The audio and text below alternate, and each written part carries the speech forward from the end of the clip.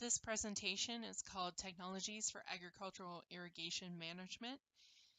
It was put together by Stacia Davis and Bruce Garner.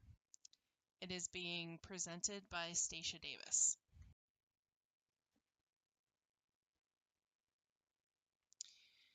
So this is a cornfield planted and grown on raised beds.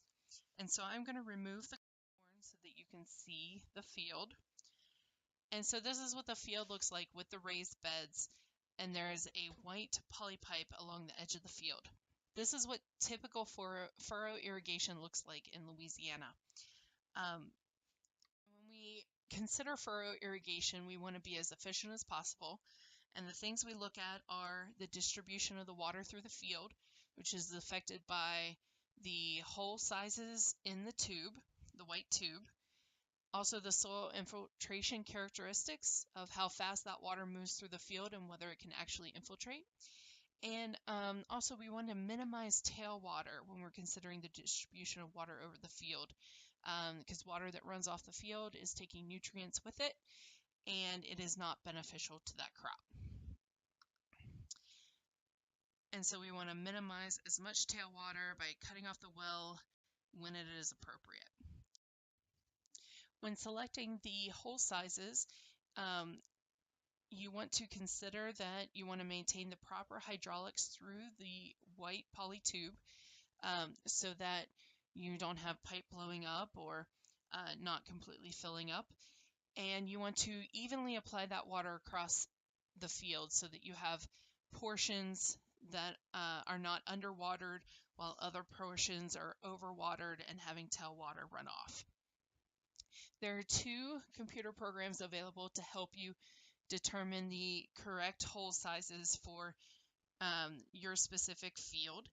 One of them is called Faucet. It was developed by NRCS quite a few years ago. It has been adopted by some other agencies that have modernized it so that it'll work with current Windows programs. An alternative to Faucet, which is still a little difficult to use just because it's not very user-friendly to the way we use computers today. So the alternative is Pipe Planner. It was developed by Delta Plastics. It's the same thing as Faucet, only it's very user-friendly for the most part. Point and click. You use Google Maps to select your field locations, your well location, drawing your pipe sets. It's going to select whether it's in the field or out of the field, of whether it should be supply line or it should be line that you're going to actually punch holes in. I mean, it has a lot of cool features and it's very visual. And so Pipe Planner is basically the new standard that has replaced Faucet. So if you are experiencing irrigation sets that are longer than 24 hours, because no agronomist will tell you to irrigate for more than 24 hours at once because you're minimizing the amount of oxygen to the plant.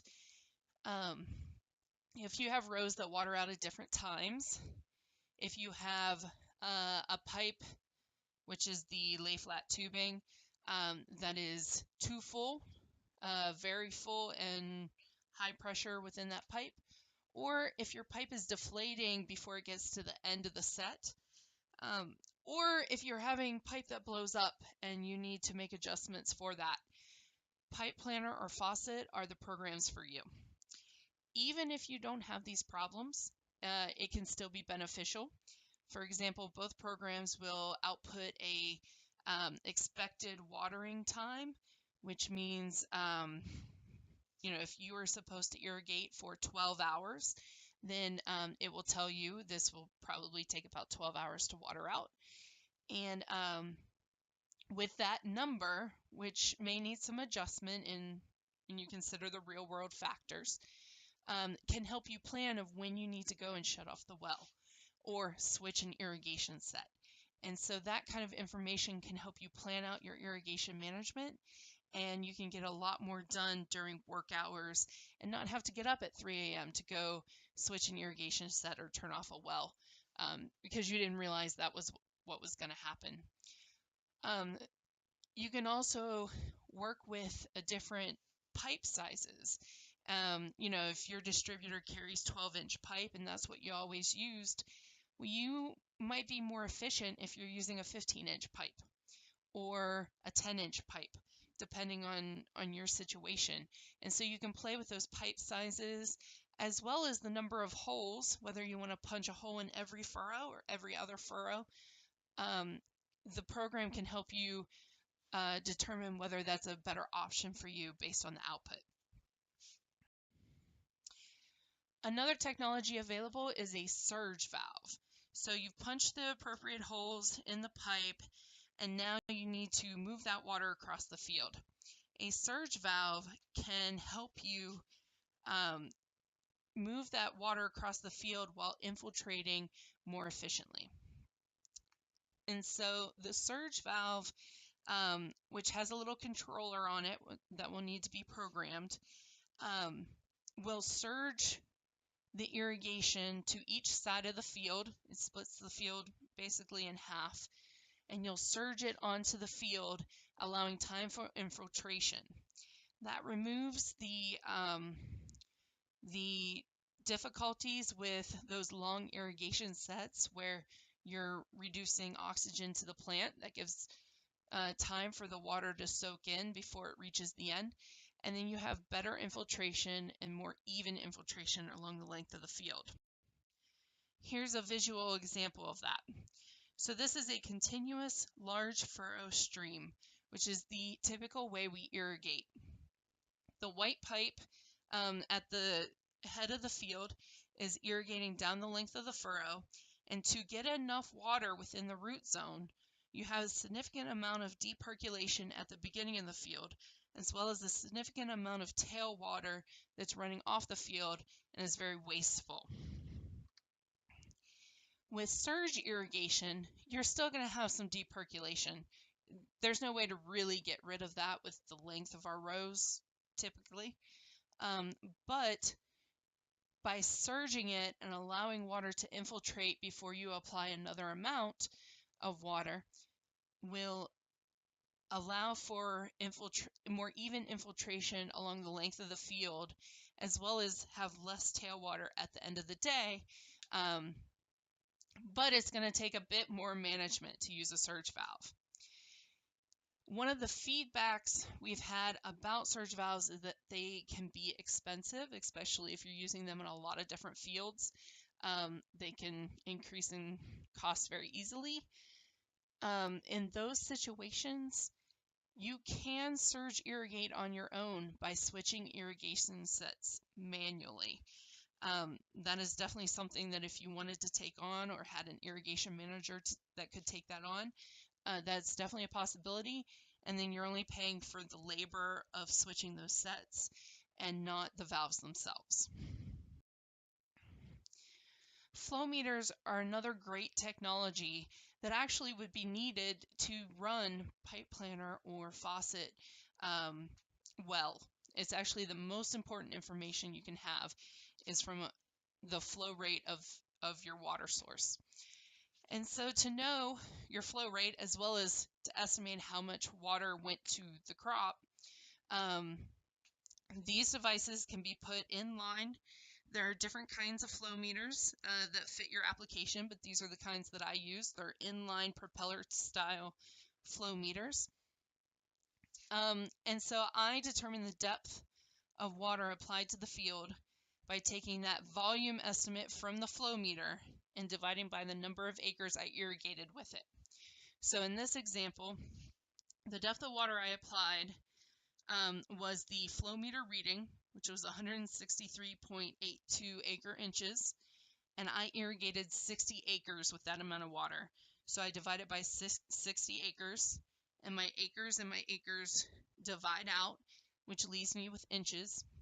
And so I applied 2.73 inches of water to that field. Now, if I had my field, my flow meter measure in a different unit, for example, gallons. It just makes the conversion a little bit more difficult, but still very doable. So on that bottom line there, you'll see that my depth is equal to that number of gallons. Is 4.4 million gallons, which I converted to cubic feet using the conversion 1 cubic foot in every 7.48 gallons. And then I divide by the 60 acres, which I convert to square feet using the conversion of 43,560 square feet per acre. And then I converted the feet that I have left to inches using a very simple 12 inches per 1 foot conversion, which also gives me the 2.73 inches. So I arrive at the same depth of water applied to compare to rainfall or other areas that I'm going to use that number, using different ways to measure it. Okay, so now let's talk about smart technologies. A smart technology is something that helps you determine when to irrigate as well as how long to irrigate. And there are many different ways to do this. And basically the idea is to help the grower make an informed decision about scheduling irrigation. And that is based on feedback from the crop's environment. So this is from, for example, a soil moisture sensor, from local weather and scheduling based on ET, or a combination of both. So let's focus on soil moisture sensors because that's what's been used most readily in Louisiana in the last few years. There are multiple types of soil moisture sensors.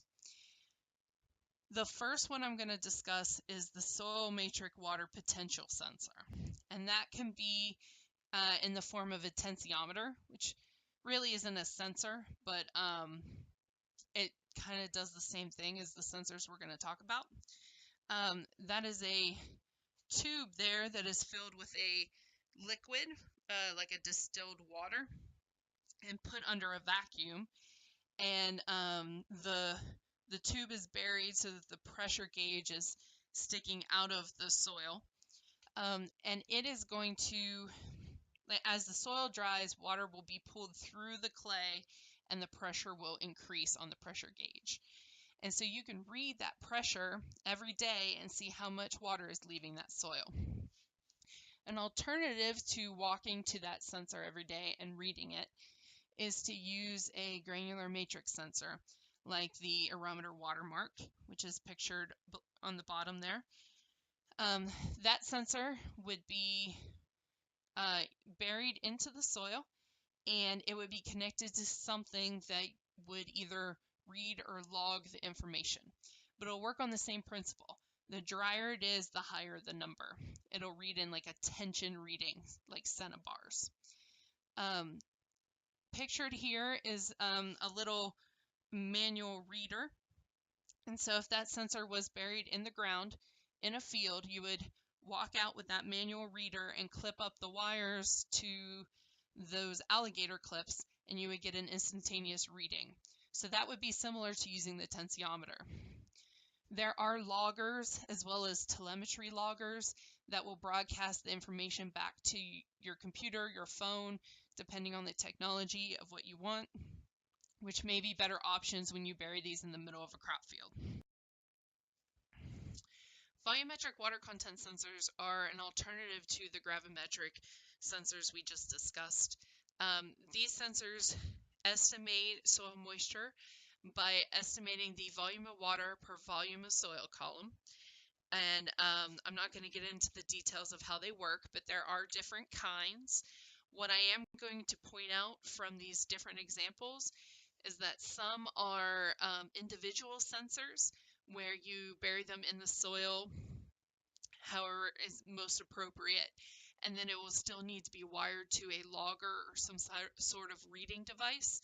There are other sensors, such as these tube-style sensors, where there are multiple sensors within the tube, and then the whole tube is buried, and then those sensors can estimate soil moisture at multiple depths.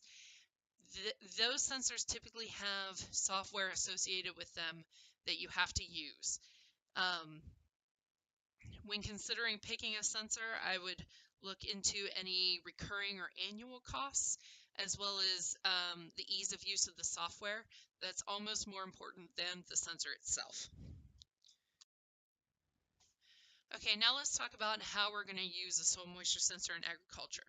So this is an exaggerated picture of a corn crop with a very dense root system that probably doesn't exist normally.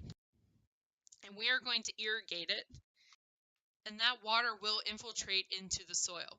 Now you can see that some of that water is interacting in the middle of the row, some of it is draining downward, some of it is running off still. But there are different amounts of water in different places in the soil, and that will eventually hopefully redistribute. But even if it doesn't, what you're going to be sensing will depend on where that sensor is in the profile. So for a watermark sensor, for example, we may bury 3 or 4 of those within that root zone so that we have different sensors to look at as the root system develops. And so when those sensors are very shallow, you'll care about those at the beginning of the season. But as the crop grows and becomes more mature, you may look at the 12, 18 to 24 range to make your decisions. And so you can see how in this example, those 3 sensors would read 3 different amounts of water, and they would all be accurate in that reading. The tube style sensor is very similar. You would bury it as close to the roots as possible. You can't always get right on the seed bed without destroying the crop above it, and it's important to have a strong root structure around the sensors. So just get it as close to the roots as possible. I usually offset mine off the middle of the row. But the sensors can come in different lengths. For example, this tube style sensor apparently goes to 40 inches, but it can have different lengths. You just pick what's most appropriate for your application. And so the same thing here, those sensors would read a different soil moisture depending on the depth of the sensor. And so when you're going to implement soil moisture sensors, one thing to consider is how they need to be installed. The watermark specifically has some rules with them. They have gypsum material inside, and so to properly use that material, it needs to be exposed to the full wetting and drying cycle before it is installed. So this is an example of how I did all of my sensors my first year when I went to install them. I created a grid on this Tupperware container and balanced the sensors in some water so that they would soak. And then I hung them for a couple days on my back patio so that they could air dry as much as possible before I installed them. Some sensors require very good contact with the soil for them to work properly. The watermark is one of those. The sensors that have the rods are a different type of contact, but it definitely needs good contact with that soil. So sometimes to get that contact, you need to make a soil slurry, which is an extra step in installing these sensors that should be considered. You'll need to select a good field location that's representative of what you're trying to achieve. And then you also want to make sure that you select a good logger location. For example, if you're going to use a logger that these sensors have to wire directly into that do not have telemetry, then you may want to mount that logger at the edge of the field so that when you go to get the information from the logger, you don't have to walk through the field to get to it. We've had difficulty when it rains, as well as with wild animals, when we've tried to get to our data loggers, and that really slows us down when we're trying to make irrigation decisions during the season. You also have to think about what depths are most important for when you install the sensor. The tube style sensors have a little different list of requirements when you're working on them, but a lot of them the same. You may still need to create a soil slurry. Some tube sensors don't need that, some do. You may need specialized equipment to install those sensors. You still need to select a good field location and then also consider the software associated with that sensor and what works best for you. So here's an example of an installation of individual volumetric sensors for one of our research studies. We dug a hole with an auger as well as a post hole digger to do the last bit. Then we installed our sensors into the sidewall of the soil. And that was our best way to get undisturbed soil to hopefully measure how water would move through the soil that didn't have a hole dug in it. Because once we fill that hole back in, water will move through it differently than the natural areas of the field. And we were trying to get away from that. There is not a sensor that exists on the market that doesn't need some sort of calibration. And so that is something to be considered when you're interpreting the data. What you're seeing here in these two graphs are the relationship between gravimetric water content and volumetric water content. Basically the difference between the pressure reading and the volumetric reading, or the percentage reading. And both of these are showing interesting relationships between those two readings. On the left is the data we collected from some of our research, and it is showing that over a large range of soil water potential, we had very little change in volumetric water content. And this was on a sandy loam soil, so we would expect a lot more movement in the volumetric water content on the soil type to relate to that much range in soil water potential.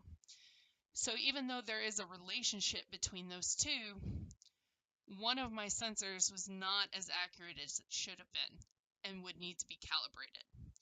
On the right-hand side is an example from literature where it is showing something similar, where the data may be accurate compared to itself. So you're more looking at a trend than a true value. So just because the sensor says there's 50% moisture doesn't mean that that's actually 50% moisture. It doesn't mean the sensors can't be used. It just means that you have to understand how your sensors work and what ranges they should be in, such as what is your field capacity, what is your permanent wilting point, where is my sensor landing between those. Those are just things to consider when you're trying to interpret the data. And we talked about it a few times. It's very important to understand how you're going to access the data, whether you want to have an instantaneous read, whether the readings are stored and that you access them directly, or if you want to have remote access through some sort of signal where you access it from your computer or your cell phone. And so that's almost as important as picking the sensors. Here's an example of some soil moisture data from some of our volumetric water content sensors. And these were buried at 6, 18, and 24 inches, and the dots indicate an irrigation event. So on the slope here, you see that there's a lot of stair-stepping in the data. We like to see that because evapotranspiration primarily occurs during the day. If you think about how a plant transpires, it's going to do most of its transpiring in the middle of the day when the temperatures are hot, the wind is high, lots of solar radiation. And then over the nighttime, the plant is going to rest, which means the line will flatten out, the soil moisture isn't really moving down anymore like it was during the day. So you're seeing the diurnal pattern of ET loss through the day and then flattening out at night. That's good. That shows that there's a lot of moisture in the soil that the plant can access because it's actively transpiring through that time period. If you look at this part, this is completely flat, which means that plant is no longer transpiring during the day. That's not a good situation because that plant cannot access the water it should, which means it's not transpiring, it's not growing, and if that is in the critical period of the plant's growth, then that water stress is going to reduce yield. So the ultimate place to schedule irrigation is right where it starts to change. And so when the stair stepping starts to become smaller, that plant is showing that it cannot access as much water. It's not as readily available. And so it needs to have more water added through irrigation to be able to continue transpiring like it should.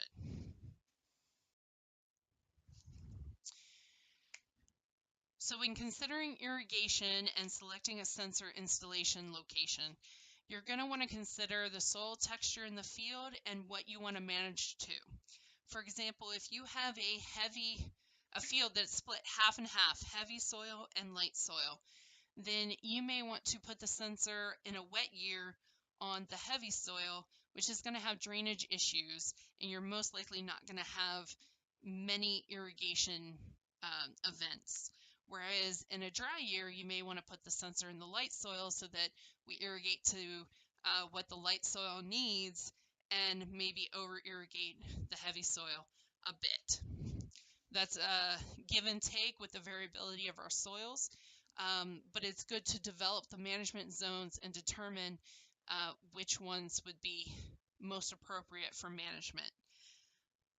You can do other things with that type of information, such as creating prescriptions for variable seeding, looking at irrigation like we're talking about, and looking at fertilizer need, because when you have a change in soil type, you also have a change in the fertilizer need, whether you realize it or not. And so there are lots of options in having this information to better manage your field, as well as not just to get the most yield, but also to get the most economic yield from it. If you have any questions, feel free to contact me at the Red River Station using the contact information below. Thank you.